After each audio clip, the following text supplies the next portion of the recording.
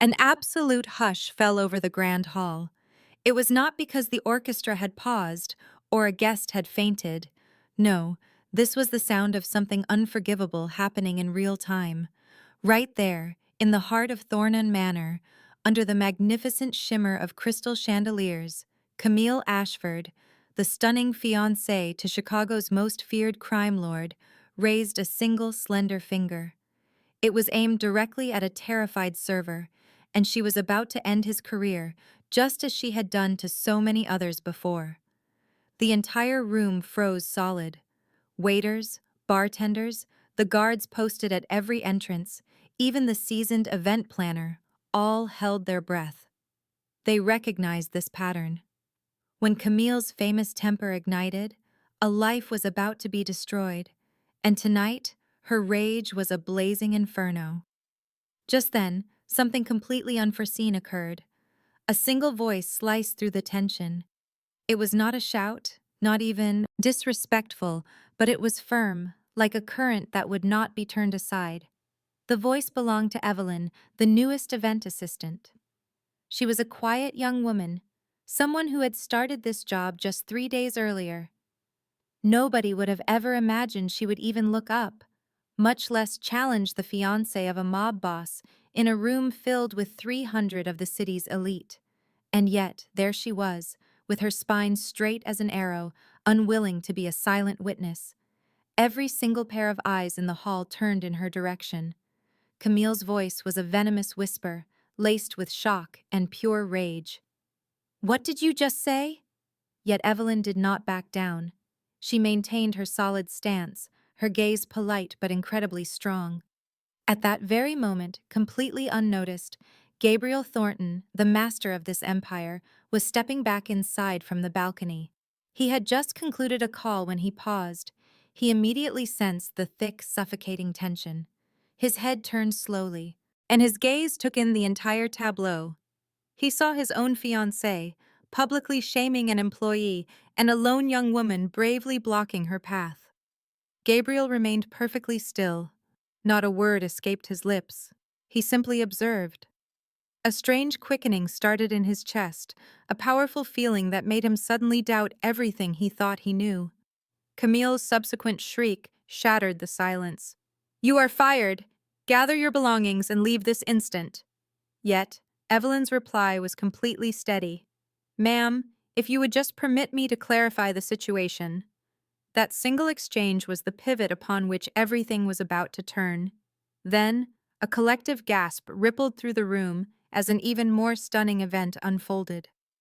A figure was approaching from behind Gabriel, a person whose arrival was completely unanticipated, an individual whose very presence promised to transform this evening into a final reckoning that no one had foreseen.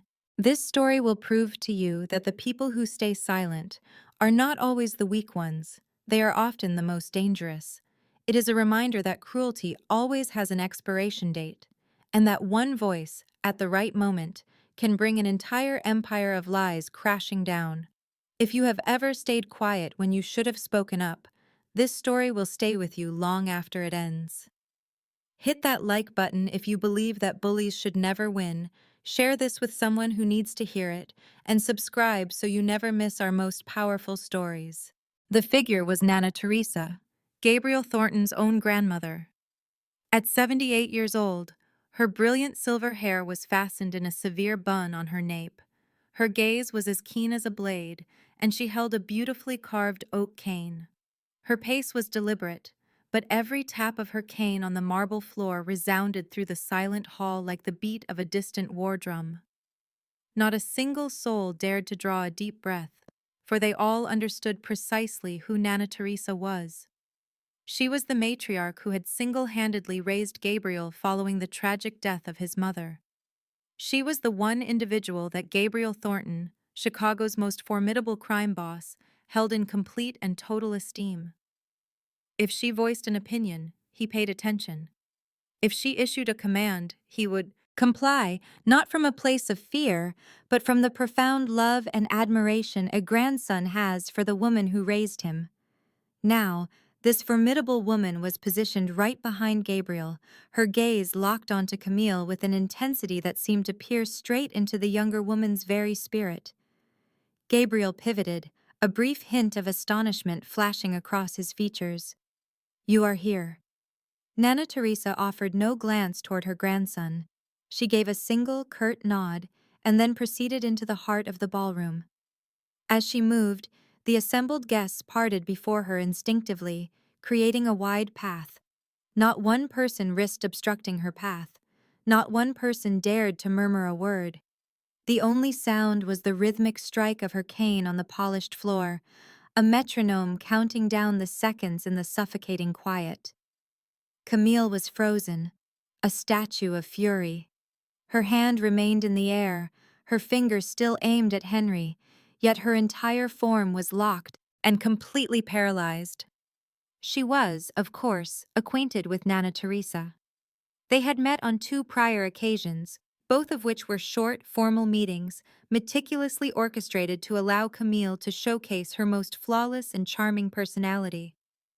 This situation, however, was entirely different. The older woman had arrived unannounced. She had witnessed the entire ugly scene.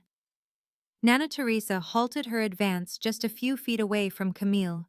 She remained completely silent. She just stood, her icy gaze sweeping over the younger woman from head to toe in a slow, deliberate assessment. Next, she angled her head toward Henry, who continued to shake with terror. Her eyes then shifted to Evelyn, the girl whose posture remained ramrod straight, with an almost supernatural composure. At last, her attention returned to Camille, and she broke the silence. Her tone was not raised, yet in the total stillness of the hall, each word resonated with the clarity of a bell. "So this is the woman who will marry my grandson." The words were not an inquiry, they were a verdict. Camille tried to swallow, but her throat felt like sandpaper. She attempted to conjure a smile, but her mouth twisted into a distorted, quivering line.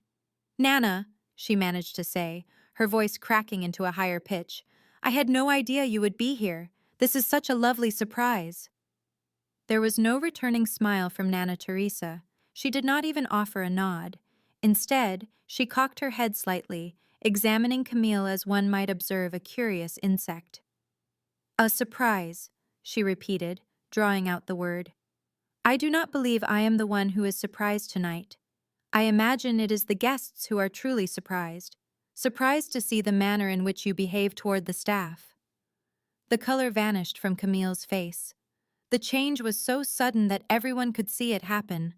Her lips parted as if to protest, but Nana Teresa simply lifted a hand.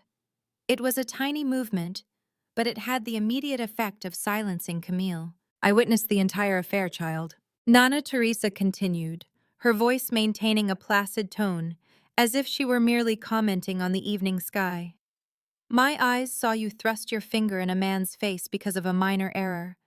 They saw your readiness to ruin a person's entire livelihood without a moment's hesitation. And they saw you posture before 300 guests as if you were the absolute monarch of this estate." She let the words hang in the air for a moment. "But you are not the queen here, Camille. You are merely a visitor in this home, and a visitor possesses no authority to dismiss the staff." A tremor ran through Camille's body. For the very first time, she was utterly speechless. Her desperate eyes darted toward Gabriel, pleading for him to intervene, to protect her. But Gabriel remained stonily silent. The adoration that once filled his gaze when he looked at her was gone.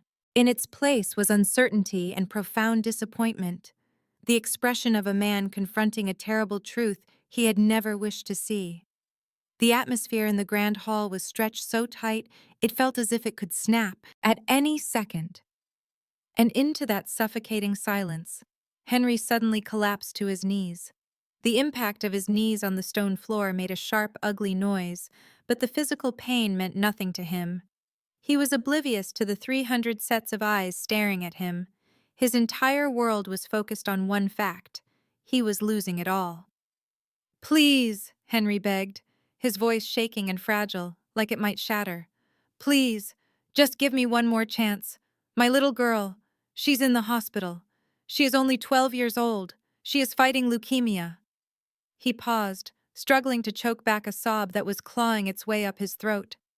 The doctors told me, if I cannot pay for her operation this month, she is not going to survive. This job is all I have. I depend on every single cent I make here. Please, I am pleading with you. Tears carved paths down the tired face of the 45-year-old man. They were the tears of a father pushed to his absolute limit, the tears of someone ready to sacrifice every last piece of his pride just to have a chance to save his daughter. The room became utterly motionless. Chicago's 300 most influential people stood frozen, like an audience of stone figures. This was a crowd of crime lords, ruthless entrepreneurs, and cynical politicians, individuals who were no strangers to hardship and violence. Yet even these hardened souls found themselves unable to turn away from the raw, devastating sight of a father begging on his knees for his daughter's life. Standing nearby, Evelyn felt a fire ignite behind her eyes. As she watched Henry, it was as if she were looking in a mirror. She knew the soul-crushing helplessness of seeing someone you cherish endure agony while you lacked the funds to help them. She recognized the ache of being ready to give up anything for your family, because that was the very ache she carried with her each day. Camille, however, either could not comprehend this feeling, or she simply refused to. She just stared down at the kneeling man with a gaze as frigid as a winter lake. There was no glimmer of empathy, not a single shred of compassion, and absolutely no sign of hesitation. Her features remained flawless and exquisite, like those of a marble statue. It was, however, a cold and cruel beauty, the kind that comes from a heart that fossilized years ago. "So your daughter is ill," Camille remarked, her tone airy and conversational. "That means you should have been paying much closer attention to your duties. You have stained my gown with wine. This gown is worth $50,000. Do you have any concept of the damage you have caused?" She let out a brief, contemptuous laugh, a sound so cold it made a person's skin crawl. "Perhaps I should just deduct the cost from your salary? Oh, that's right. You no longer have one, do you?" Every single one of those words was a dagger plunged directly into Henry's heart. His head fell forward, his entire body convulsed with silent sobs. The choked, broken sounds that escaped him filled the hall, thick with agony and utter despair. And just a short distance away, Gabriel watched it all unfold. Away, watching everything. And in the 3 years he had known Camille, this was the first time Gabriel had seen her true face. This was not the gentle, refined woman he thought he knew so well. This was not the girl who always knew the perfect moment to smile, the right thing to say, the one who had convinced him she was the most flawless woman in the world. What he saw was a cold, ruthless person willing to grind other people into dust, without the slightest flicker of emotion. He suddenly recalled the employees who had quit without a reason. He remembered the distinct fear he saw in people's eyes whenever Camille entered a room. He could now hear the hurried whispers that would instantly die the moment he came near. All of those disconnected pieces began to click into place, and the image that formed was horrifyingly different from the one he had cherished. Nana Teresa remained motionless, a silent observer. She said nothing, but the look she gave Camille communicated everything. It was a gaze of complete and utter disappointment, the kind you see when someone's true, ugly nature is finally laid bare. Gabriel walked over to Henry, helping the man to his feet. His voice was quiet but unshakably firm. "You are not losing your job." Henry raised his head, his red-rimmed eyes staring at Gabriel in total disbelief. Camille flinched as if struck, spinning to face Gabriel with shock plastered across her features.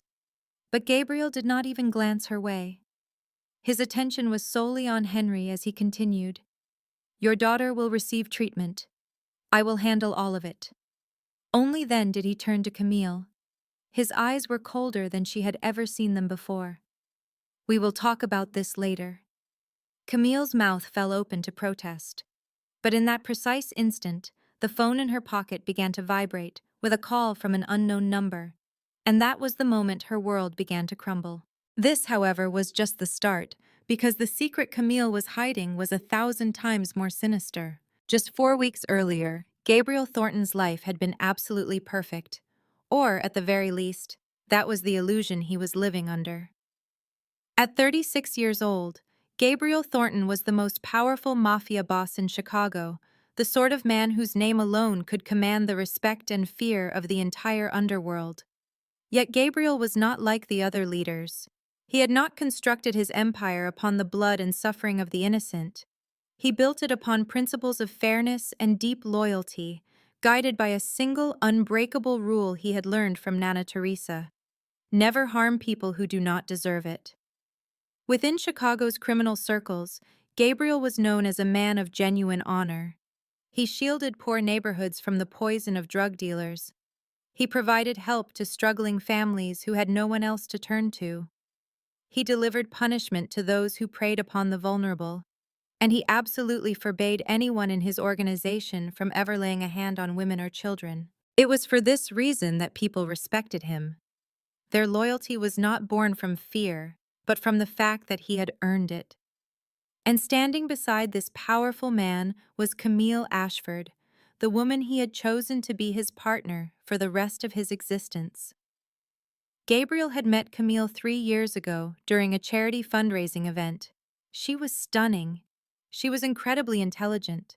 She possessed a natural charm, knowing exactly how to talk, when to laugh, and how to make him feel like he was the most fortunate man on the planet. Camille shared her past with him. She was an orphan, fiercely independent from a young age, who had risen from nothing to become a highly successful businesswoman. Gabriel found that admirable. He admired her immense resilience. He was convinced that she was the perfect woman for him. But he was mistaken. He was profoundly and completely mistaken, because Camille had two faces. When Gabriel was present, she was the very definition of gentleness. She would smile warmly at the staff. She would inquire about their health. She even took the time to remember the names of every single person's children. But the moment Gabriel was away, Camille transformed into someone else entirely. She would scream at employees for the most insignificant of errors. She would humiliate them in front of their colleagues. She would threaten to have them fired over a single glance that she did not approve of. And she did all of this with a cold, detached smile on her face, as if causing pain to other people brought her a strange, secret kind of joy. The staff who worked at the Thornton estate lived in a state of constant fear.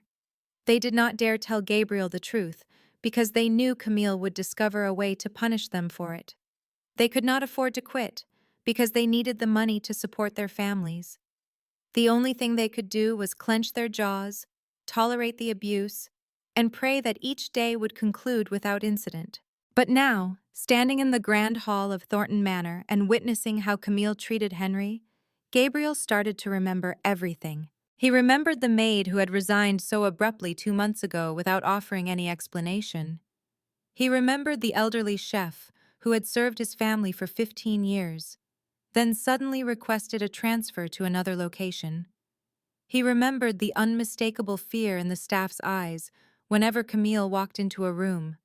These were the same eyes he had once misinterpreted as showing respect. But it was not respect.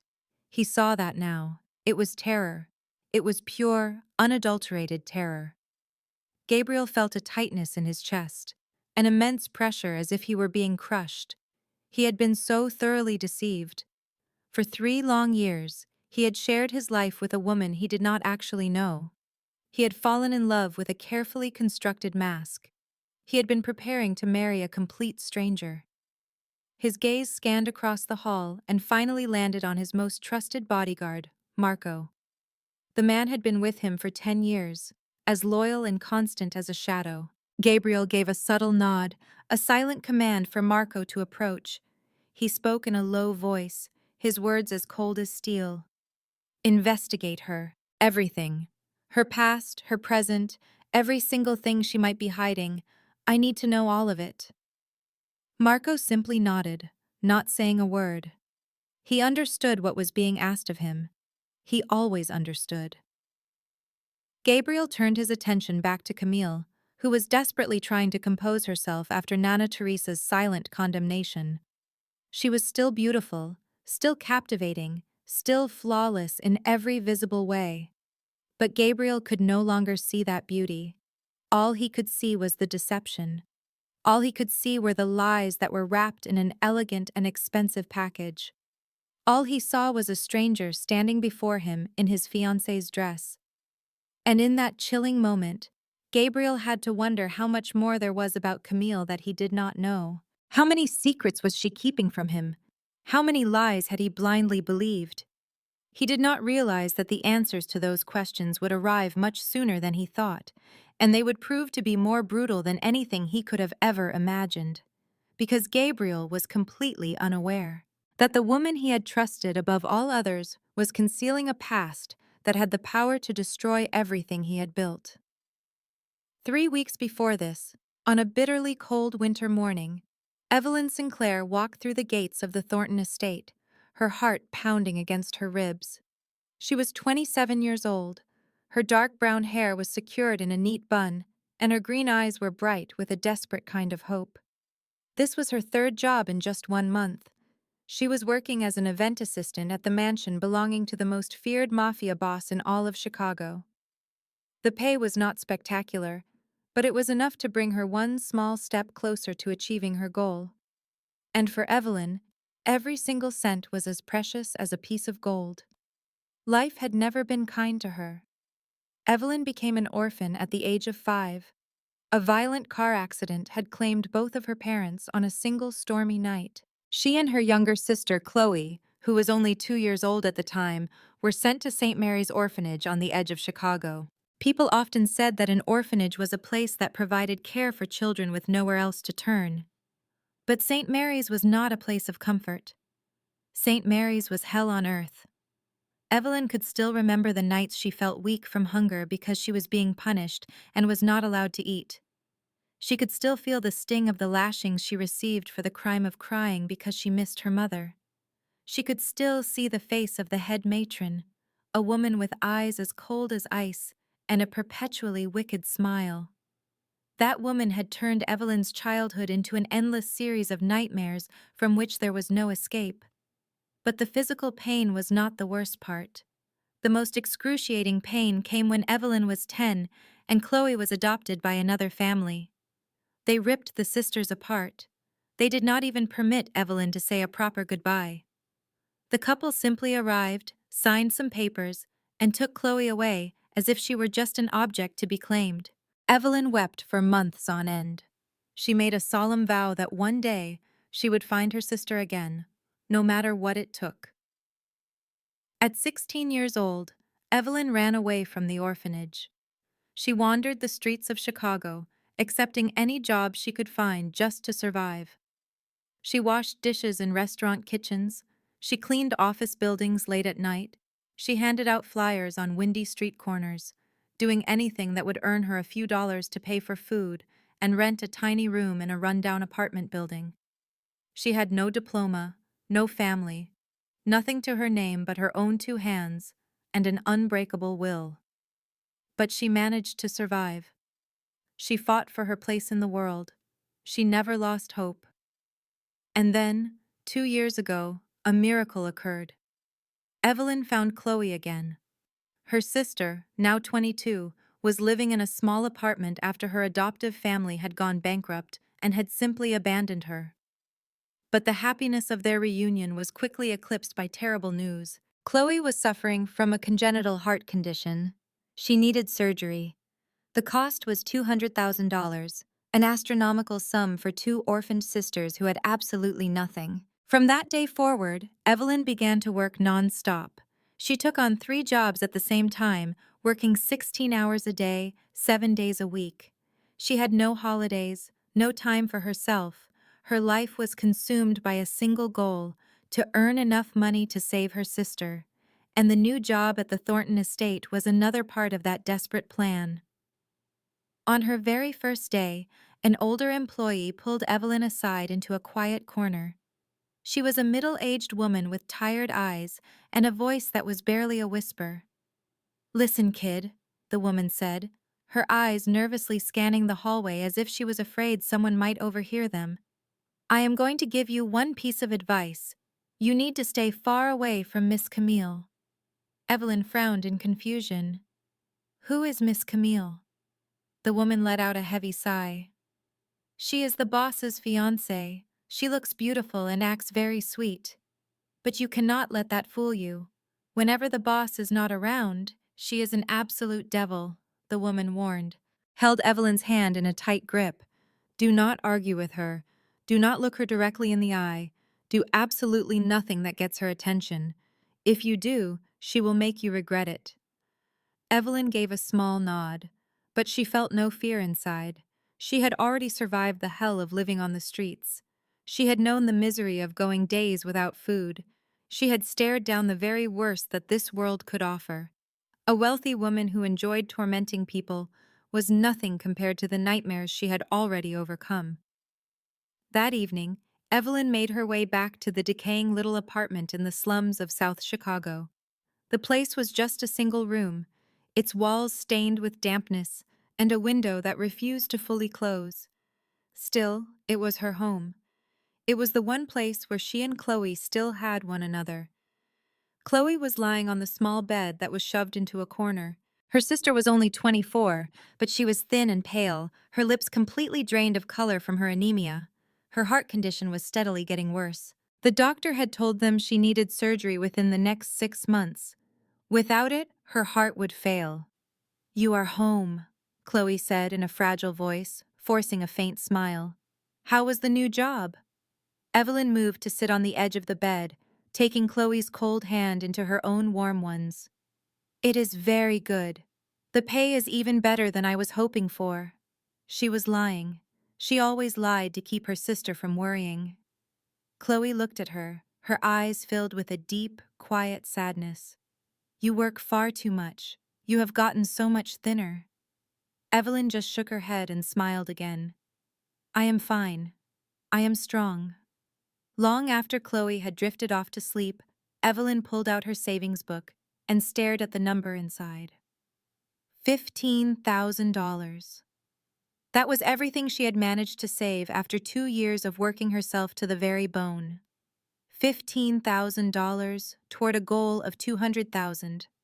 She was still short. She still needed $185,000. The number felt crushing. It was a mountain that she could not possibly climb. Tears began to slide silently down Evelyn's cheeks. She placed the book aside and turned her gaze to her sleeping sister. Chloe looked so serene, so innocent. She deserved to live a full life. Evelyn knelt down by the side of the bed, clutched Chloe's hand tightly, and whispered, her voice breaking, but filled with an unwavering resolve. I will save you, no matter what it takes. I promise you, I will save you. She had no idea how she was going to accomplish it. She had no idea where any kind of miracle might come from. All she knew was that she would not give up. She would never give up. Evelyn could not have known that in just a few short weeks, she would face a choice that could forever alter the destiny of both sisters. Back inside the Thornon estate, the air in the room was still thick with tension, making it difficult to breathe after the recent outburst. Henry had been escorted outside to collect himself. Nana Teresa stood exactly where she was, like a formidable statue, her gaze fixed on Camille, not wavering for a single moment. Gabriel stood only a few feet away from his fiancée, but that small space now felt like a vast canyon that no one could possibly bridge. Evelyn quietly backed away, hoping to blend in with the other staff members who were lined up against the wall. She wanted to avoid drawing any more attention to herself. All she wanted was for the night to be over so she could return home to Chloe. Camille tried to compose herself. She smoothed down her hair and forced a brittle smile for the guests who surrounded her. It was just a small misunderstanding, she announced, her voice pitched higher than normal, betraying the panic she was desperately trying to conceal. Let us all continue with the party. But not a single person moved or spoke.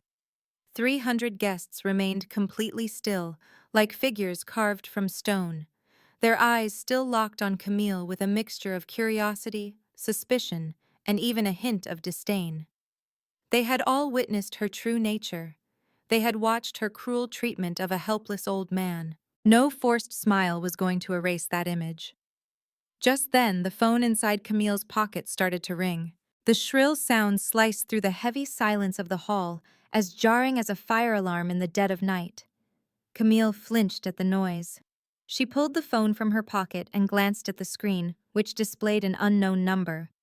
Her first instinct was to reject the call, but some feeling made her pause. Perhaps it was a premonition. Perhaps it was the faint tendril of fear that was just beginning to creep up from the pit of her stomach.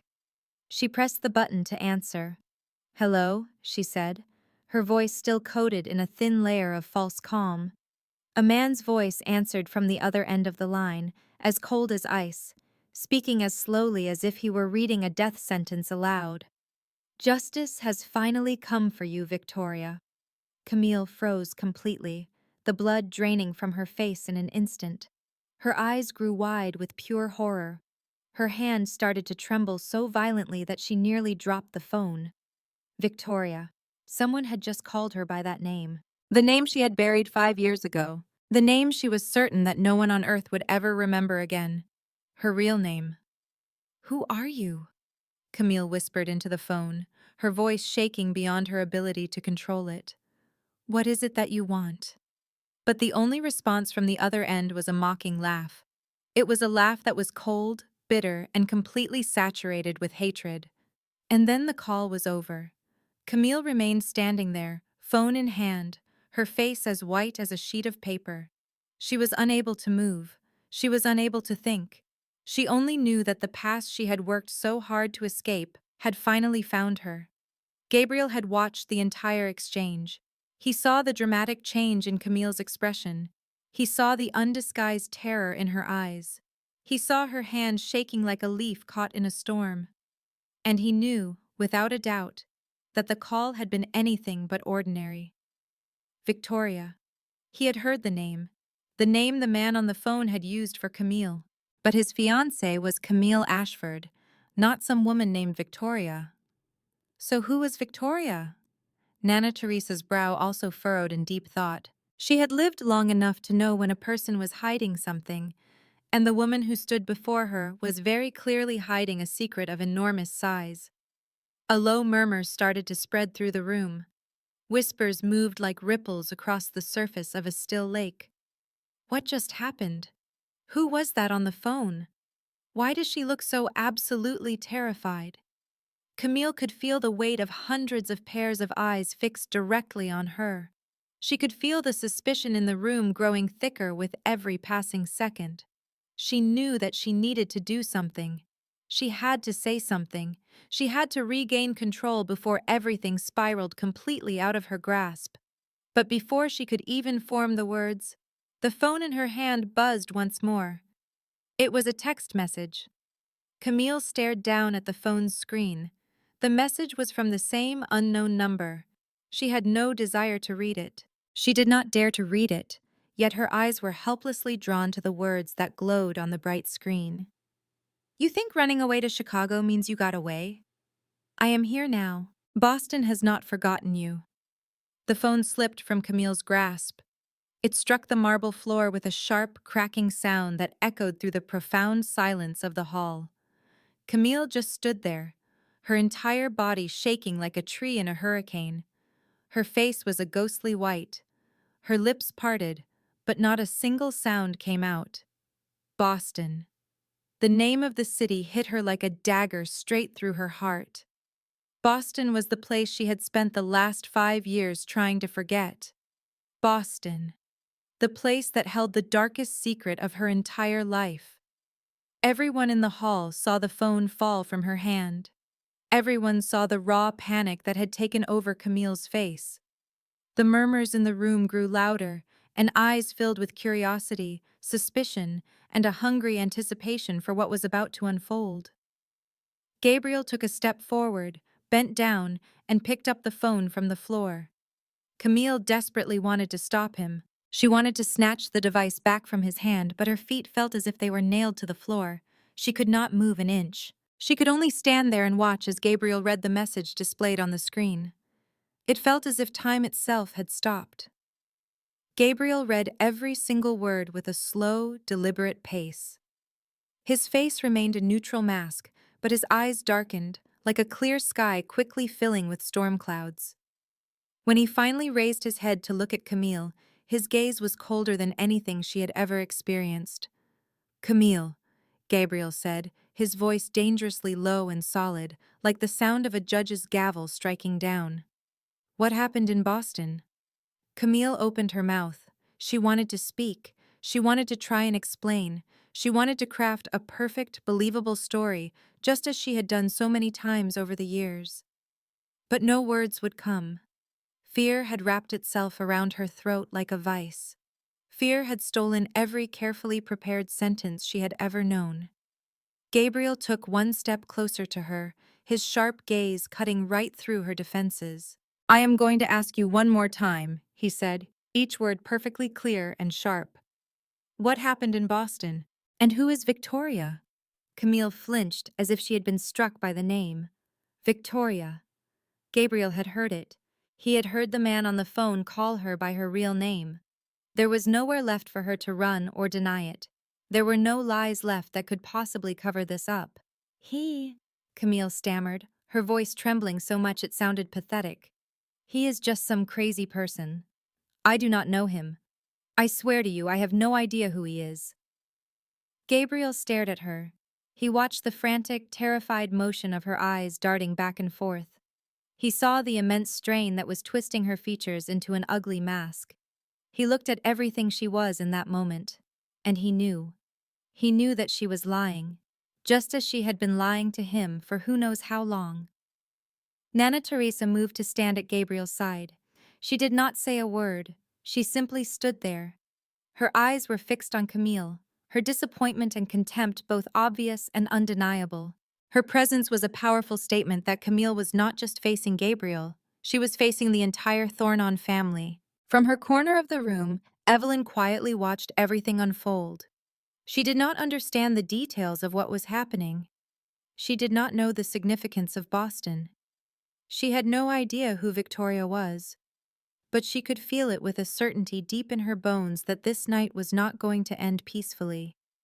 Tonight would be the night that many things came crashing down.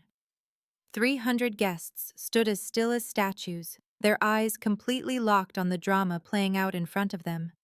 Not one person dared to speak. Not one person dared to interfere. They could only stand there and wait. They were all waiting for the truth to finally be revealed. They were waiting to see Camille Ashford's mask completely shatter, and Camille knew in that moment that she did not have much time left at all. She had to do something, anything she could, to save herself from ruin. Camille knew that she was trapped in a corner. She knew that Gabriel no longer trusted her. She knew Nana Teresa was staring at her with pure, undisguised contempt. She knew that 300 guests they were all just waiting for her to fall apart. But Camille was not the kind of woman who shattered easily. She had survived the last 5 years by weaving lies, manipulating trust, and deflecting blame onto anyone else. She was not about to stop now. Not when she still had the will to fight. The only weapon left in her arsenal was a vicious counterattack. Camille's eyes swept across the room, hunting for a scapegoat, a sacrifice to absorb the coming blow. Her gaze fell upon Evelyn, the young woman standing in the corner, as quiet and unassuming as always.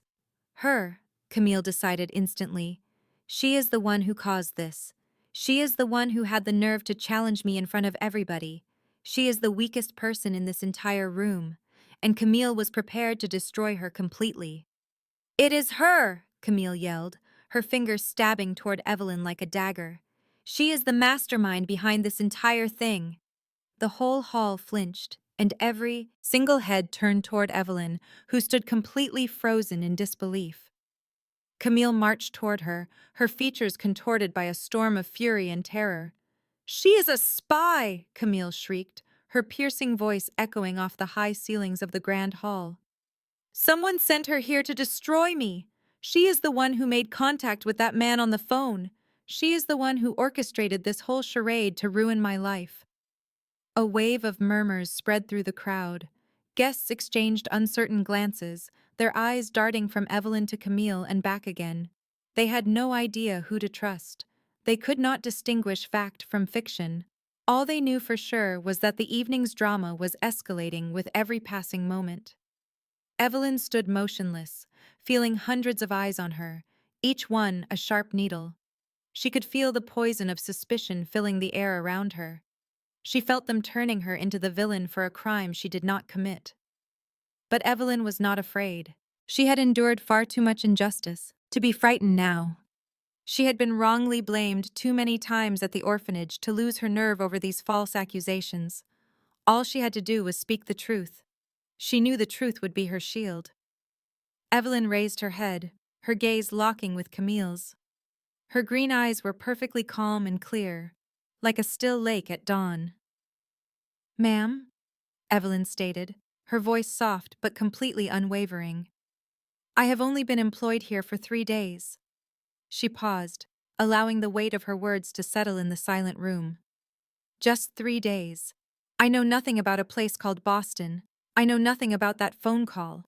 I did not even know your name until I first stepped inside this estate." Camille's jaw tightened. "She is lying," Camille screeched.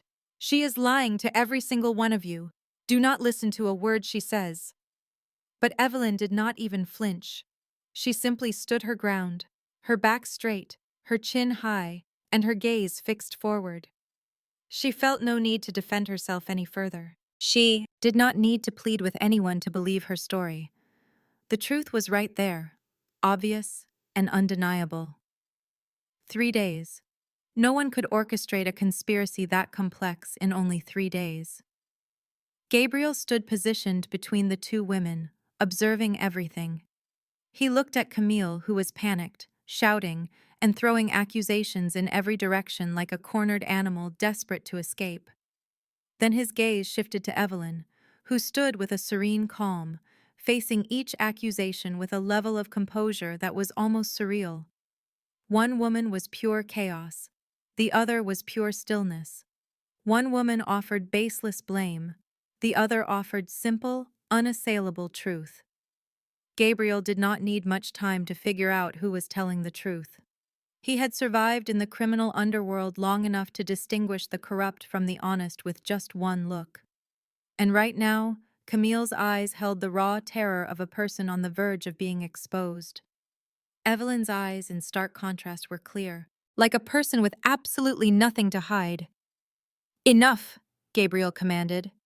His voice was not loud, but it possessed a power that instantly silenced the entire room. Camille stopped her screaming. Evelyn remained perfectly still.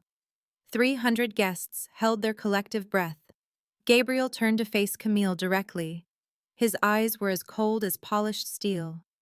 "You will not blame anyone else," he said slowly, each word landing with the weight of a stone. "Now, you will answer my question. Boston Victoria, what is the real story?" Gabriel raised one hand, making a small signal. It was a subtle gesture, but everyone in that grand hall knew exactly what it meant. Immediately, the sound of heavy footsteps came from all directions. Security men dressed in black suits moved with swift, mechanical precision. They slammed every single door shut. The cold, sharp click of metal locks echoed as they fell into place. "No one is leaving," Gabriel announced, his voice low and dangerously cold. "Not until I give the order." 300 guests stood like statues. They were some of the most powerful individuals in all of Chicago. They were bosses, executives, and politicians, people who were accustomed to giving orders and having others follow them without question. But inside this room, standing before Gabriel Thornton, they were merely his guests. And when the head of the Thornton Empire gave a command, not a single soul would ever dare to defy him. Camille looked around the room in utter desperation. She saw the doors bolted shut.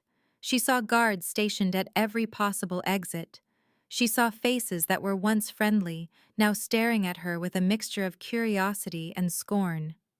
There was no escape, There was nowhere left for her to run. Gabriel started walking toward her. Each step he took against the marble floor created a steady rhythm, like a timer counting down to a detonation. He came to a stop less than a foot away from her, his intense gaze fixed on her face, sharp enough to slice right through her defenses. Camille desperately wanted to back away.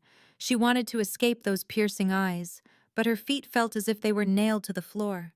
She could not move an inch. She could only stand there, trembling like a frightened animal cornered by a predator. "Tell me," Gabriel said, his voice slow and deliberate, enunciating every single word. "Who is Victoria?" Camille opened her mouth to speak, but no sound emerged. "What happened in Boston?" he demanded. She stammered, frantically trying to invent a lie, a story, any fabrication that could save her from this nightmare. But her mind was a blank slate. Fear had completely paralyzed her thoughts. "Speak," Gabriel insisted, his voice dropping to a register that sounded like the growl of a lion. "Right now." Each word felt like a hammer blow, each question like a final judgment being passed down. Camille felt her knees begin to buckle. She felt her entire body collapsing from within. She had spent 5 years constructing a new identity.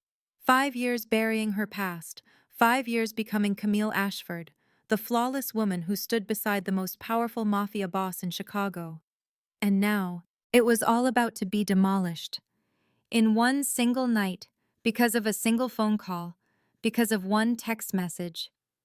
Nana Teresa stood several feet away, watching the entire scene unfold in complete silence. She did not utter a single word. She made no move to intervene. She just stood there like a stoic judge, waiting for the defendant to finally confess to her crimes. Her eyes were cold and sharp as a razor, not missing a single flicker of emotion on Camille's face. Evelyn remained in the corner, quiet as a shadow. She did not fully grasp everything that was taking place. She did not know what kind of secret Camille was hiding, but she could sense that the truth was about to be revealed, and that this truth was going to be more shocking than anyone there could possibly comprehend. Gabriel remained in his spot, waiting. He did not press her again. He did not have to. His silence was more intimidating than any spoken threat. It wrapped around Camille like an invisible prison, growing tighter and tighter until she could hardly draw a breath. Camille looked around the room one last time, searching for an ally, searching for anyone who might come to her defense, but she found no one. The people she had once considered her friends now turned their faces away from her. The people she had spent years flattering now looked at her with the eyes of complete strangers. She was utterly and completely alone. Tears started to stream down Camille's cheeks. They were not tears of regret. They were tears of pure despair. They were the tears of a person who finally knows that she has lost everything. "Please," Camille whispered, her voice trembling so hard it broke. "Not here. Please, not in front of all these people." Gabriel did not even blink. "Here," he replied, his tone absolute and non-negotiable. "In front of everyone. Right now." Camille knew then that she had no other option. She was going to have to tell the truth, even if that truth would utterly destroy her. Camille finally collapsed. Her knees hit the hard marble with a thud that should have been painful, but she was beyond feeling anything anymore. She no longer had the strength to stand. She no longer had the strength to maintain her pretense. She no longer had the strength to continue fighting a war she now knew she had lost a very long time ago. "All right," Camille whispered, her voice sounding raw and shattered like broken glass. "I will talk. I will tell you everything you want to know." Gabriel stood over her, looking down at the woman now kneeling at his feet. He did not say a word. He just waited. The entire hall waited with him. 300 people held their breath, leaning in to hear every word that was about to come from the lips of the woman they had once thought was perfect. Camille's voice shook as she started to speak. "My real name is not Camille Ashford." She forced herself to lift her head and look at Gabriel, her eyes overflowing with tears and desperation.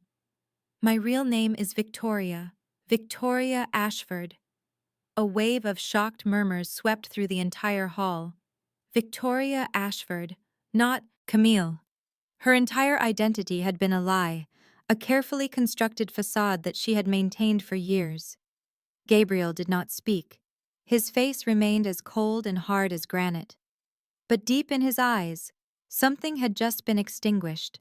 Trust, love, every good thing he had ever offered this woman.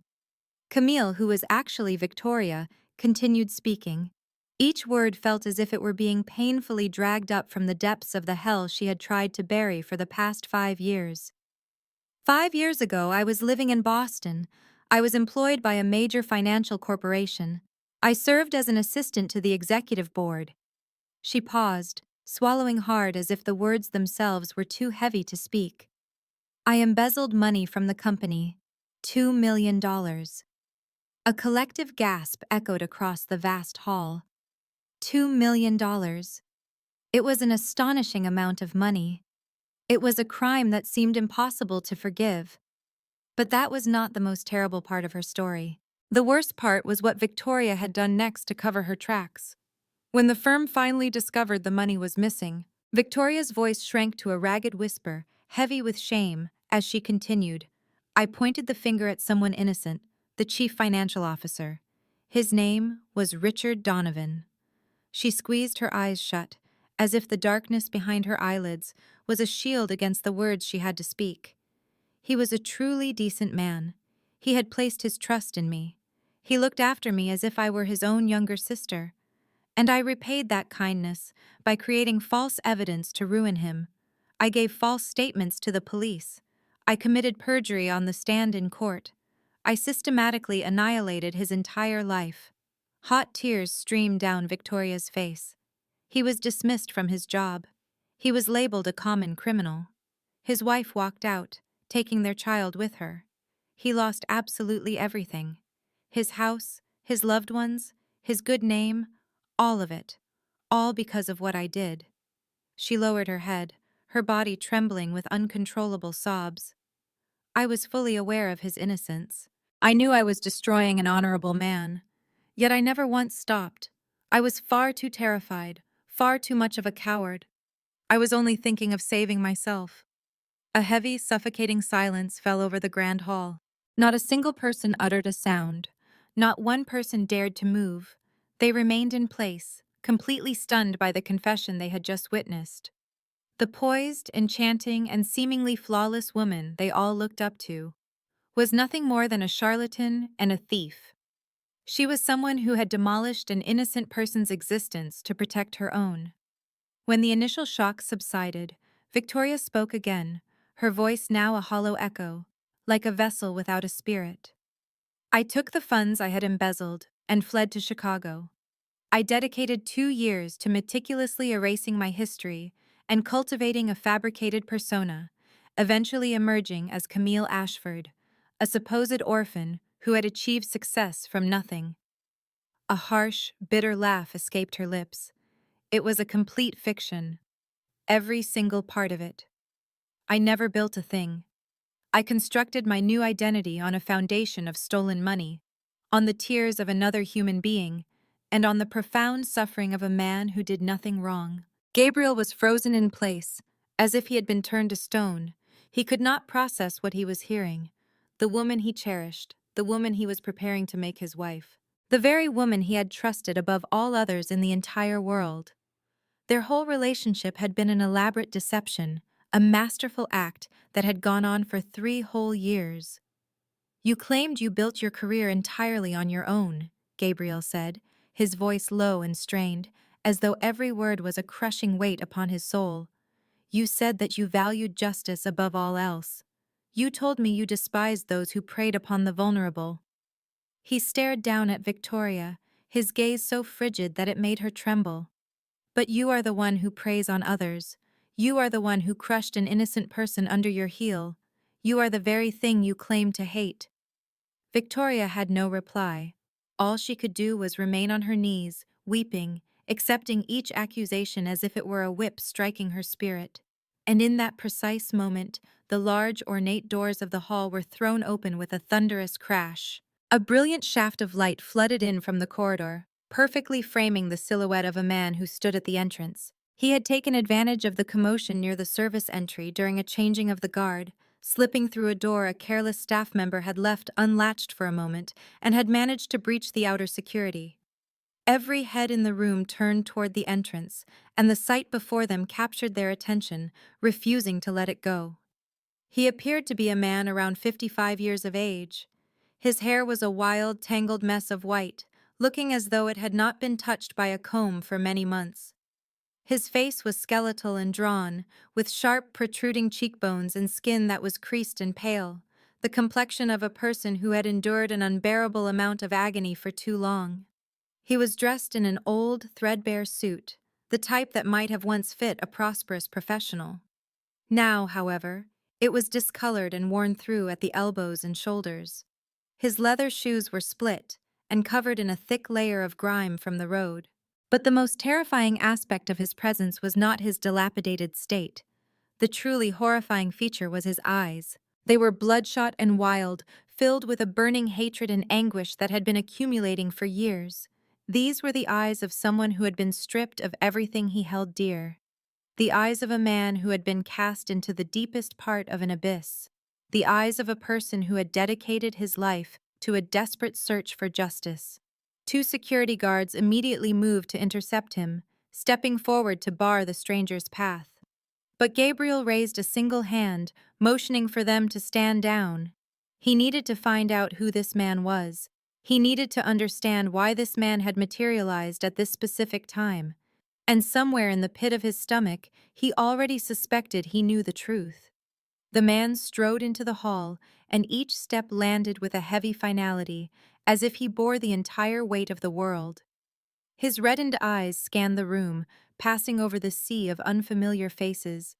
He was looking for a particular person. He was hunting for the one who had shattered his world. "Where is she?"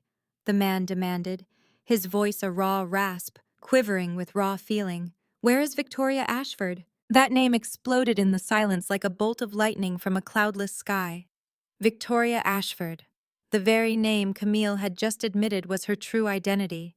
The name she had desperately tried to bury for the last 5 years. The name that had now resurfaced to demand its payment. Camille, or rather, Victoria, laid eyes on the man and she let out a scream. It was a cry of absolute terror that sliced through the tense atmosphere, ricocheting off the high ceilings of the hall. It was the sound of someone confronting a specter from their own past. It was the shriek of a person who knew, with chilling certainty, that her day of reckoning had finally come. "No!" Victoria cried out, scrambling backward as though trying to flee a living nightmare. "No, it is impossible. It cannot be you." The man came to a halt. His gaze locked onto Victoria with incredible intensity, and in that instant, everyone present could feel the white-hot hatred that blazed within his stare. It was a fury born from 5 years of torment, 5 years of unimaginable loss, 5 years of being branded a criminal while not a single person would listen to his pleas. "Victoria Ashford," the man said, his tone now chillingly composed. "I have finally located you." Gabriel's gaze shifted from the broken man to the trembling Victoria.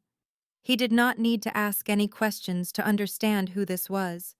He had just heard the entire sordid story from Victoria's lips only moments before. The shattered man standing before them was Richard Donovan. He was the chief financial officer whom Victoria had framed 5 years ago. He was the man who had lost his career, lost his wife, lost his child, and lost everything he had ever valued because of a single lie told by the woman now crumpled on the floor. Richard began to advance toward Victoria, each step deliberate, slow, and filled with a palpable menace. Victoria retreated until her back pressed against the cold wall. There was no more room for her to run. 5 years, Richard said, his voice thick with unspeakable sorrow. For 5 years, I have searched for you. For 5 years, I have endured a living hell because of what you did. For 5 years, I was stripped of everything I had because of you. He stopped just a few feet away from Victoria. His eyes began to well up with tears, But he was not weeping out of sorrow.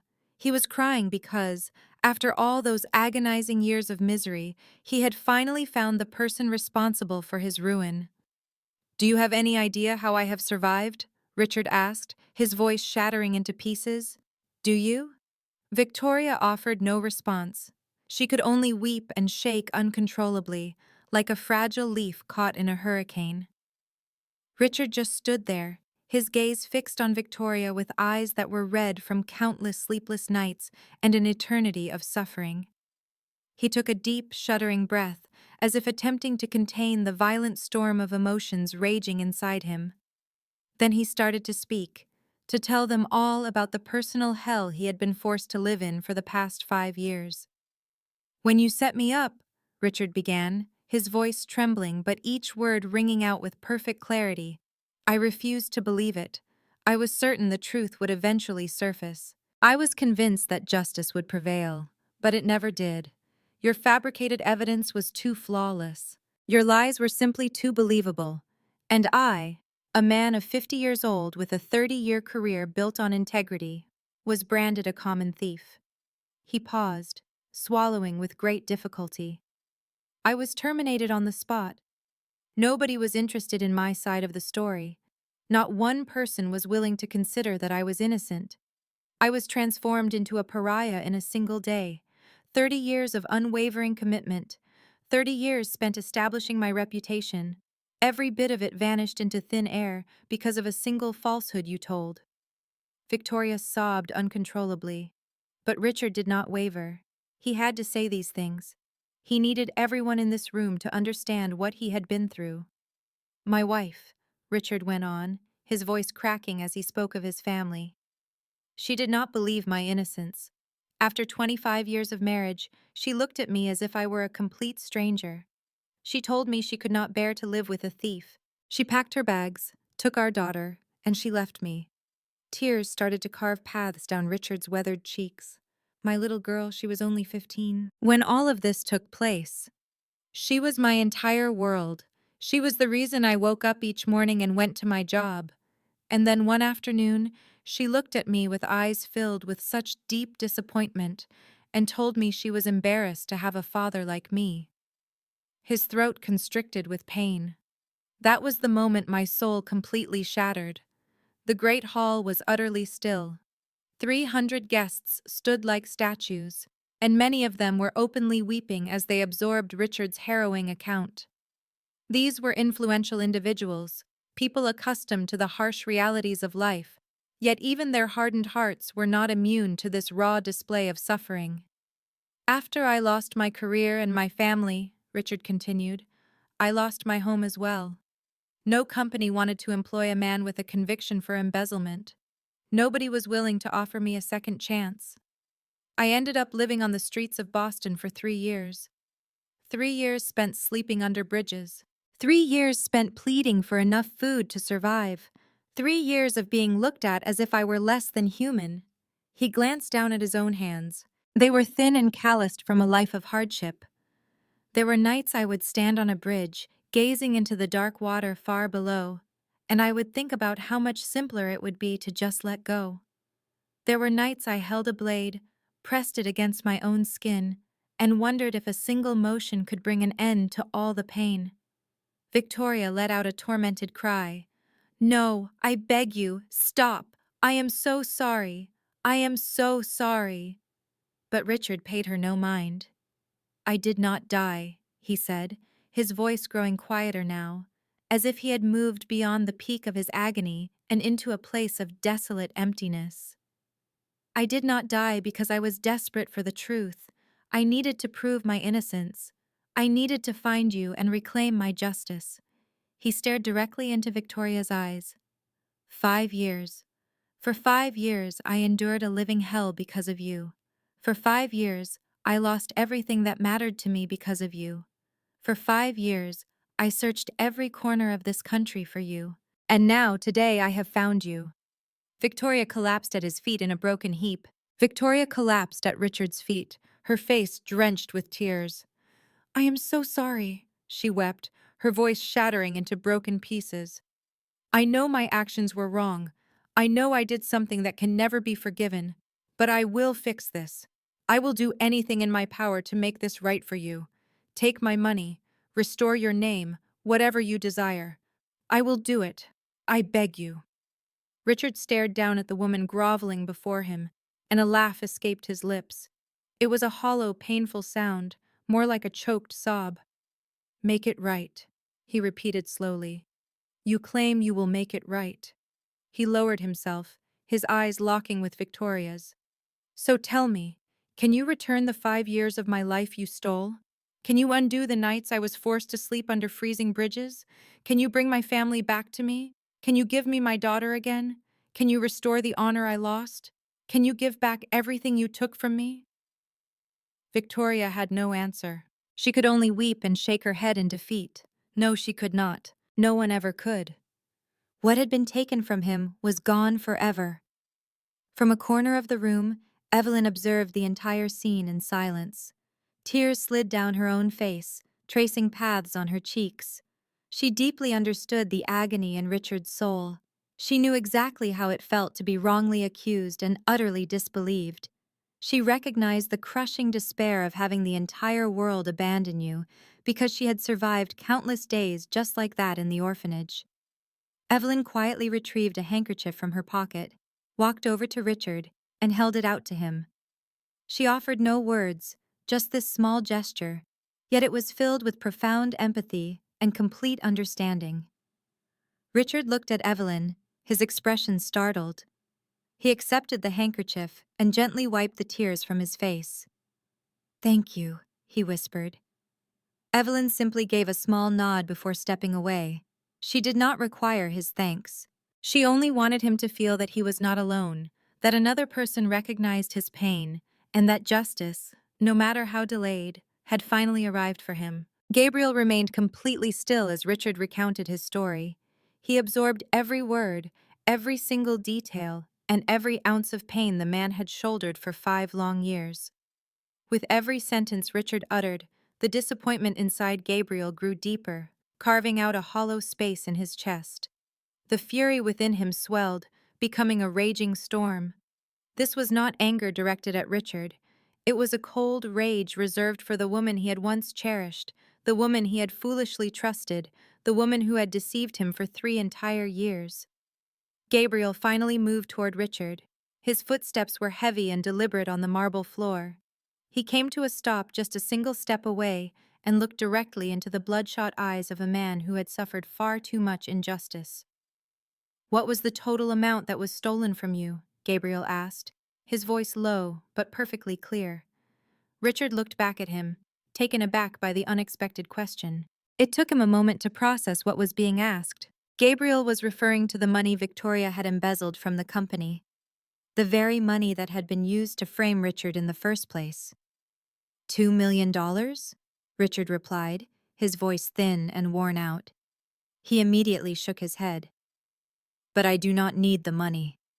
He looked at Gabriel, his eyes filled with a universe of pain. "Money cannot buy back the things I have lost. Money will not erase 5 years of living in hell. Money cannot return my family. It cannot bring back my daughter. It cannot restore the life that I once had." He took a long, slow breath. "What I truly need is my honor.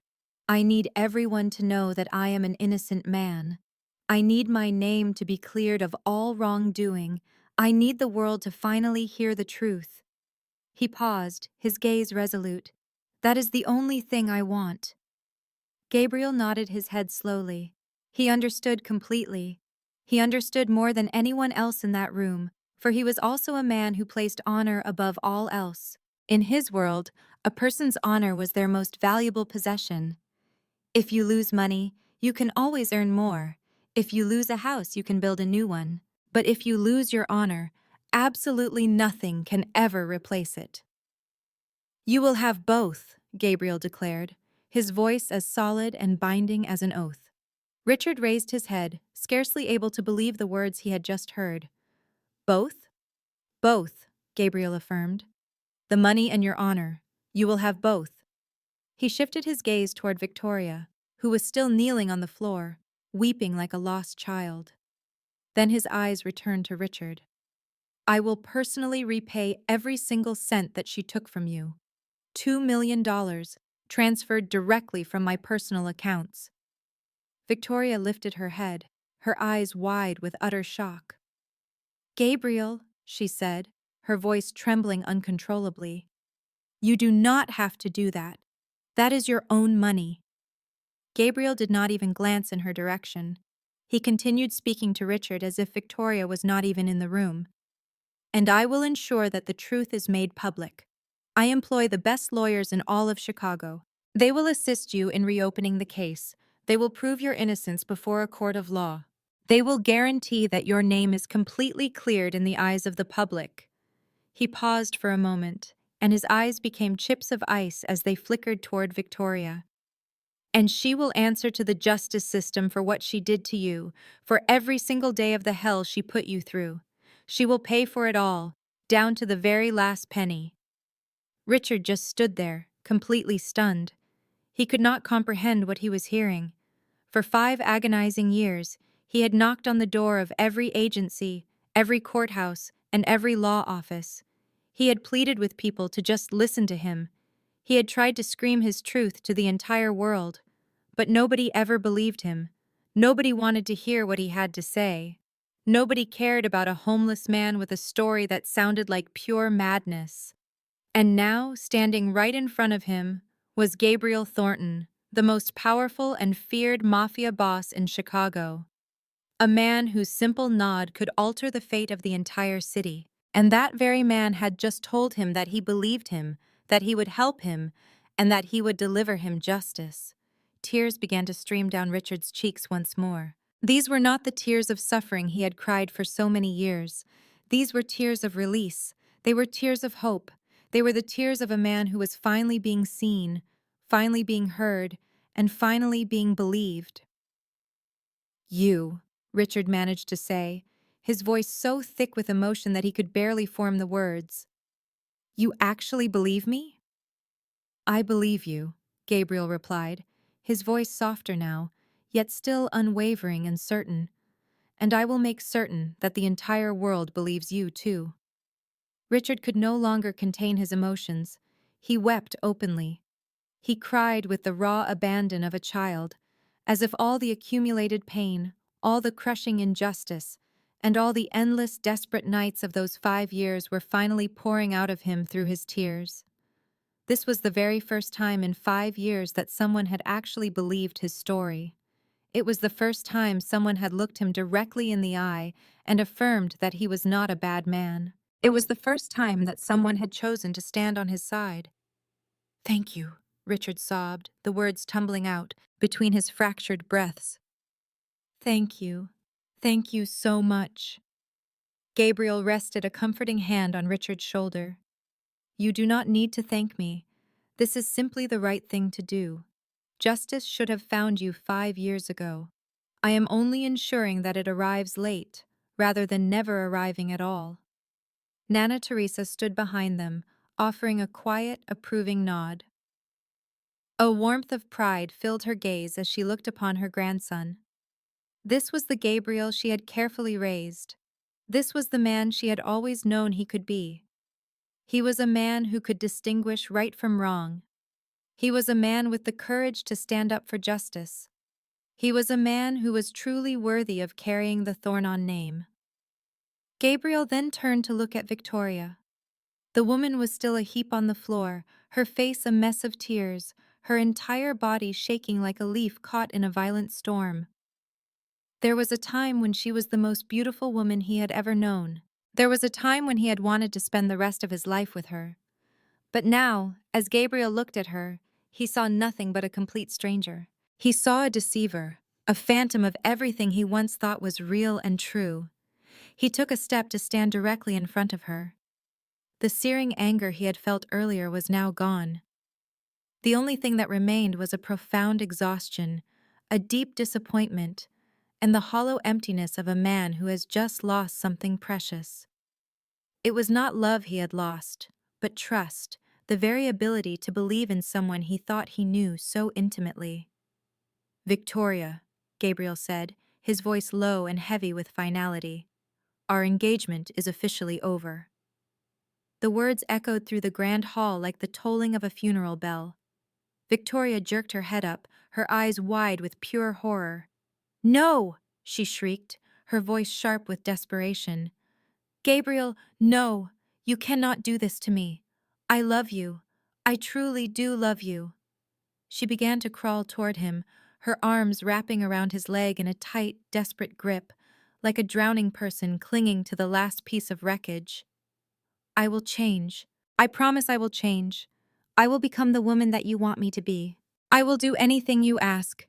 Anything at all. Just please do not leave me. She sobbed hysterically, tears and mucus covering the face that had once been so perfect. I know that I was wrong. I know I did horrible things, but I can become a different person. I swear it to you. I swear to God, I will change. Gabriel looked down at the woman clinging to him, and he felt absolutely nothing. There was no anger, no pity, and no hatred, only a vast, empty void inside him. He bent down and gently pried Victoria's fingers from his leg, uncurling them one by one. The action was slow, deliberate, and final. You should have chosen to change before you destroyed people's lives, Victoria, Gabriel stated, his voice unnervingly calm. Not now. Not after you have been exposed. Not when you are left with no other choice. Victoria could only stare up at him, her eyes filled with the blackness of utter despair. But Gabriel had already turned his back on her. He could not look at her any longer. He did not want to look at her ever again. At that moment, Nana Teresa stepped forward. She moved slowly and knelt down beside Victoria, placing her polished oak cane on the floor next to her. It was an action that no one in the room had anticipated. Nana Teresa, the revered and most powerful woman in the Thornon family, was kneeling next to the person who had betrayed her grandson. Child, Nana Teresa began, her voice possessing an unexpected gentleness. I will not make excuses for what you have done. The sins that you have committed are undeniable. She placed a hand on Victoria's shoulder, a gesture that Victoria could never have predicted. But I do believe that it is not too late for you to change. A person can fall, but they can also choose to stand up again. You can become a better person than this. Victoria looked at her, the tears still streaming down her face without stopping. But Nana Teresa continued, her voice growing firmer now. However, before you can truly change, you must first face the consequences of your actions. You must pay the price for your sins. You must make amends to the people you have harmed. That is always the first step. It was the next step, the one she could not avoid. Victoria gave a small nod, too exhausted to form a single word. She understood completely. She knew precisely what awaited her, and she had to accept it, because there was no other path left to take. Gabriel gestured for his attorney to come forward, and a formal commitment was written right there in that moment. Victoria would repay every dollar she had stolen. She would give her full cooperation to the investigators. She would testify in a court of law to restore Richard's reputation, and she would accept any punishment the law deemed just. Victoria signed the paper. Her hand trembled so violently that the signature was nearly a scribble. But she signed it anyway, because it was the only action she had left. Two security guards approached, their touch gentle but firm as they helped Victoria rise to her feet. Their job was to escort her from the property, away from Gabriel's world, and out of the life she had constructed from falsehoods. But before leaving, Victoria paused. She turned around to face Gabriel one final time. Her eyes were swollen and red, her face a pale mask of defeat. Yet, within her gaze, there was a sincerity he had never witnessed from her before. She called his name, Gabriel, her voice hoarse but distinct. I genuinely love you. You probably will not believe a single thing I have ever told you. You might assume it was all a performance, but the love I had for you was authentic. That was the one part of this that was never a lie. Gabriel stared at her for a prolonged moment. Then, he replied, his tone soft and laced with deep sorrow. I only wish you had demonstrated that love with honesty. instead of with deception. Victoria slowly closed her eyes, and one final tear traced a path down her cheek. Then she allowed the guards to lead her from the room. The huge doors swung open, and the light from the hallway poured in once more. Victoria crossed the threshold, stepping forward into the awaiting darkness. She did not look back. The doors shut behind her, making a dry, final sound that echoed like a book being slammed closed. One chapter of their lives had concluded, and another was just beginning. Gabriel remained where he was, staring at the closed doors. He could not identify what he was feeling. It was a mix of relief, agony, and pure exhaustion, all twisted together into a tight knot he could not unravel.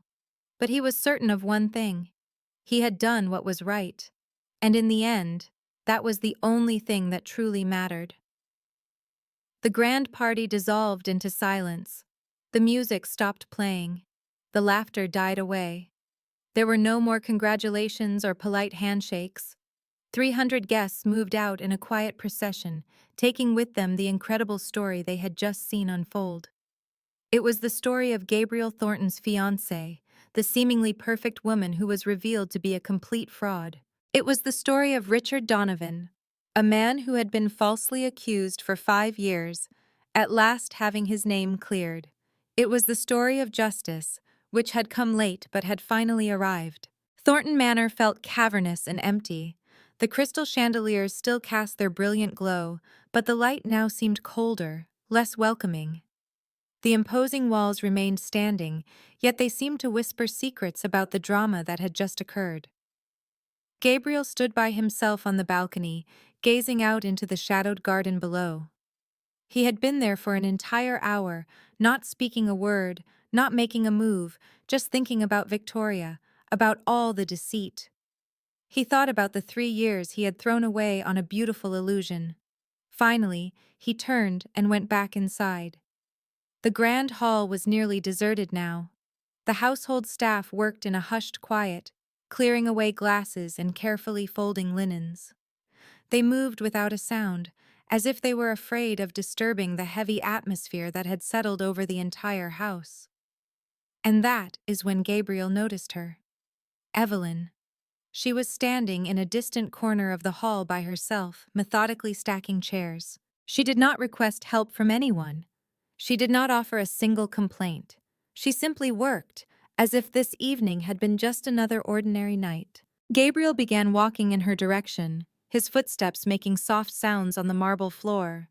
Evelyn heard him approaching, lifted her head, and paused her work when she saw who it was. "Sir," she said, her voice even but with a hint of surprise. "Is there something you need?"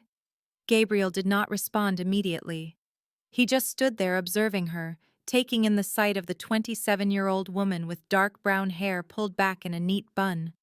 He looked into her green eyes, which were as clear as a lake in autumn, and at her face, which was tired but illuminated by a stubborn strength. She was a small woman, a poor woman. She possessed nothing but her own 2 hands and her willpower. But she had something that Victoria, the beautiful and wealthy woman he once thought he loved, had never truly had. She had dignity, an authentic dignity. It was not the kind that could be bought with money or fabricated with lies. "You were the one who'd changed everything tonight," Gabriel finally said, his voice quiet and deliberate. Evelyn's brow furrowed, as if she could not grasp his meaning. "Sir, I am not sure I understand." Gabriel took one step closer to her. "If you had not defended Henry, we never would have discovered Victoria's true nature. If you had not chosen to speak up, I would still be trapped in her deception. If it were not for your actions, Richard Donovan's name would never have been cleared." He looked directly into her eyes. "You altered the course of everything with a single choice, with the simple courage to speak the truth." Evelyn gently shook her head. "Sir, I did not do anything remarkable. I simply did what I knew was right. Any person with a sense of decency would have done the exact same thing." Gabriel offered a faint smile, the first one to touch his lips since the chaotic night had started. "That is precisely what makes you so remarkable." He turned toward the window, and his gaze seemed to look at something far in the distance. "You know," he began, his voice growing softer. My mother passed away when I was just a boy, but I have never forgotten something she used to tell me. Evelyn remained silent, giving him her full attention. Gabriel continued speaking.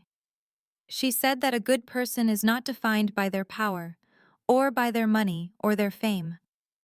A good person is someone who uses their own voice to stand up for those who have no voice of their own. He turned from the window to face Evelyn again. Tonight, you did exactly that. You used your voice to defend Henry, a man who was about to lose everything he had. You stood firm in front of 300 influential people, and in front of a woman who could have ruined you with a single command. You had nothing to protect you. But you had your courage, and that courage changed the outcome for everyone. Evelyn felt a stinging sensation in her eyes. She was not accustomed to receiving praise. She was not used to anyone even noticing the things she did. For her entire life, she had been accustomed to being overlooked, forgotten, and treated as if she were invisible. But the man standing before her, the most feared Mafia boss in all of Chicago, was looking at her as if she truly mattered. "Thank you," Evelyn managed to say, her voice thick with emotion. "But I honestly did not do anything special. I just could not remain silent while another person was being treated so unjustly. I know what that feels like. I know that kind of pain, and I would never want someone else to have to suffer through it." Gabriel nodded slowly. He understood her words more deeply than she could possibly know. "And that is exactly why I have so much respect for you," he said. Evelyn Sinclair. In the days following that momentous party, life at the Thornton estate began to settle back into a routine. But some things were permanently different. Victoria was gone. The damaging secret was out in the open. And Gabriel, although he never spoke of it aloud, could not get the image of the young woman out of his mind, the one who had dared to stand up to 300 powerful guests just to protect a single server. A few days after the event, Gabriel called Henry into his office. The 45-year-old man entered the room with a nervous look in his eyes, worried about what he might have done wrong, but Gabriel did not ask him about his work. Instead, he asked about Evelyn. "Tell me about her," Gabriel requested, his tone calm but filled with purpose. "What kind of a person is she?" Henry was taken aback, but he shared everything he knew, the details he had gathered from short chats with Evelyn during their work breaks. He explained that she had lost her parents when she was young, that she had endured a difficult childhood in an orphanage, and that she had been completely on her own since she was 16 years old. He told him that she worked 3 different jobs just to make ends meet. And then Henry told him about Chloe, Evelyn's 24-year-old sister, who was born with a severe heart defect and was in desperate need of surgery.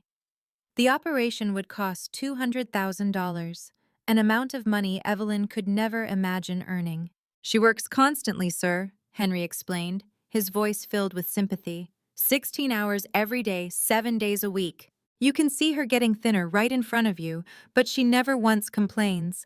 She just keeps saying that she will find a way to save her sister, no matter what she has to do. Gabriel listened without saying a word, and as he listened, a firm decision began to form in his mind. 1 week after that conversation, Evelyn arrived back at her tiny apartment after another grueling day of work. She felt so drained that she could hardly stay on her feet. But the second she saw Chloe sitting up on the bed, smiling as she waited for her, all of her exhaustion seemed to vanish. "You received a letter," Chloe said, her voice faint but cheerful.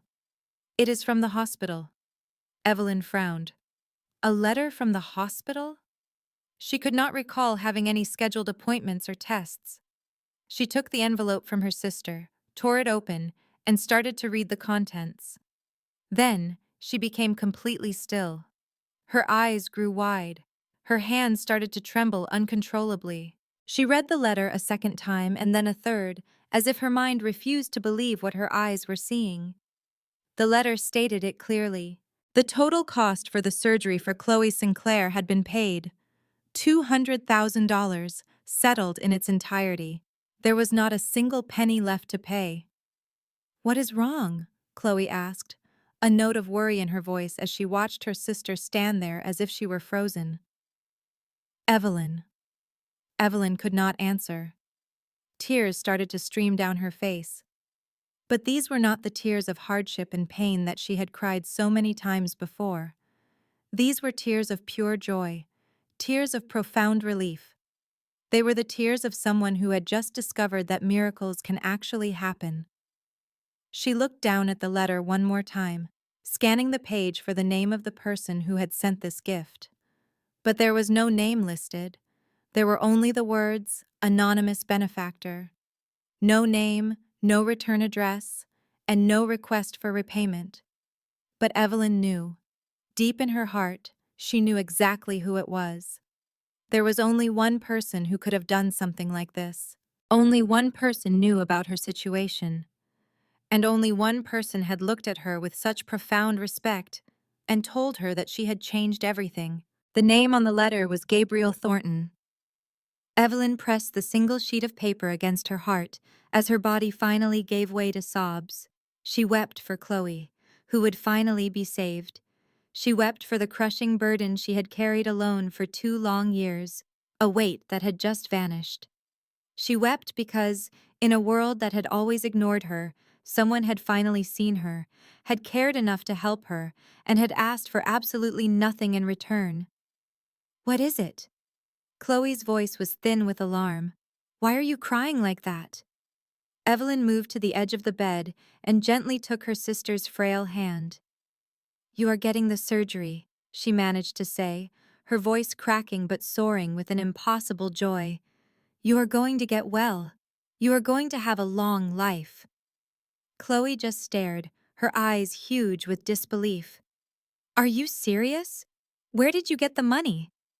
Evelyn shook her head, a smile breaking through the tears. "A good person," she whispered. "Someone truly good helped us. Truly good." Later that evening, long after Chloe had drifted into a peaceful sleep, Evelyn found herself standing at the small apartment window.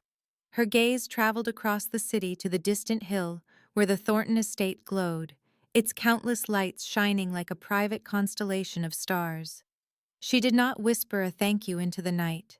She knew she would never have the opportunity to say it directly, but she hoped that somehow Gabriel would understand her silent gratitude. Her steady gaze toward his home conveyed everything her words never could. 6 months passed. Spring returned to Chicago, carrying with it warm air and soft, healing sunlight. This change in season marked a new beginning for every person in this tale. Richard Donovan, the man who had lost 5 years of his life in a living nightmare for a crime he did not commit, was finally and completely exonerated. The court officially declared his innocence. The media published his story, and the entire world finally learned the real truth. More precious than anything, his daughter returned to his life. She was a young woman of 20 now, and she wept as she threw her arms around her father, apologizing for ever allowing a seed of doubt to grow in her heart. Richard cried right along with her, holding his child tightly and assuring her that he had forgiven her years ago. With the restitution funds Gabriel had provided, Richard started a small electronics repair business in a quiet Chicago suburb.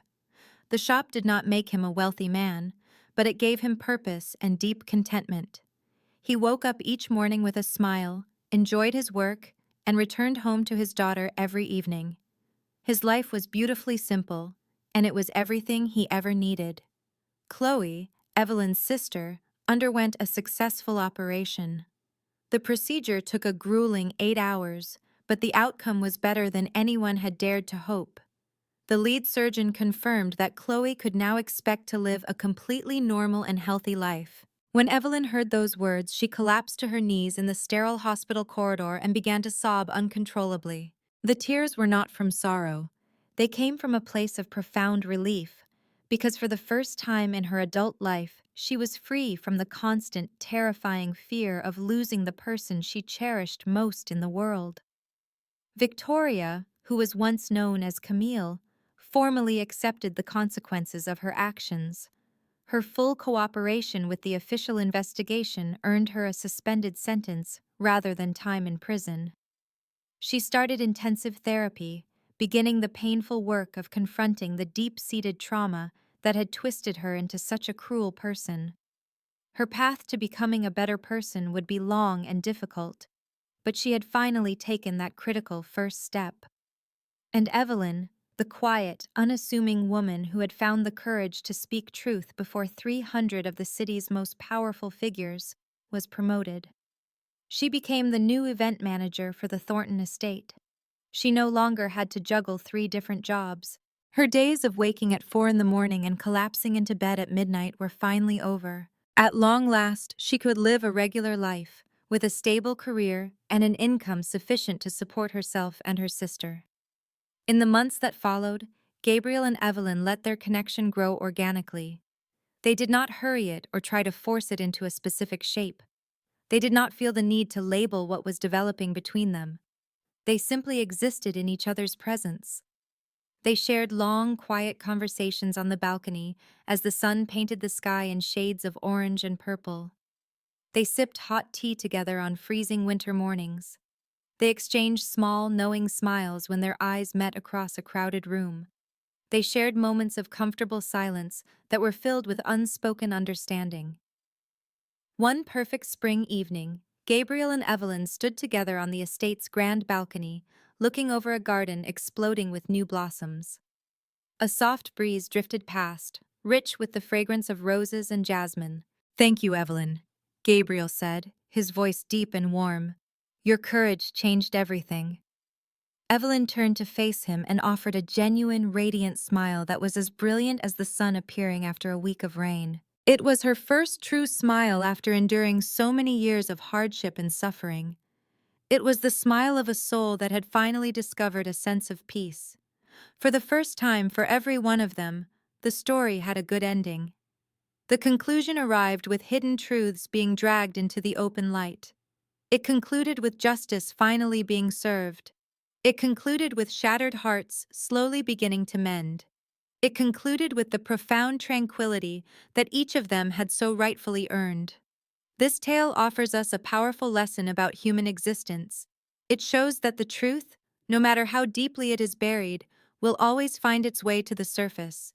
It proves that justice, even when it arrives late, is infinitely better than no justice at all. It reminds us that a person's true worth is not measured by their wealth or position, but by the compassion they show to others. And it demonstrates that sometimes the courage of one single person is all it takes to change the entire world. My dear friends, our journey together concludes here for today. How did this story resonate with you? Did it make you reflect on anything from your own life experiences? Please share your feelings and thoughts with us in the comments section below. We genuinely love to read what is on your mind and in your heart. If this story moved you, please do not forget to press the like button and share this video with the people you care about. And if you have not yet joined our community, please subscribe to the channel now so you never miss out on these inspiring stories we share each day. In closing, we want to wish every one of you watching this a life filled with good health, abundant joy, and daily peace. Thank you so much for spending your time with us. Goodbye for now, and we will see you again in our next video. This content was carefully researched, developed, and manually edited by our team to deliver meaningful lessons and valuable takeaways for our audience.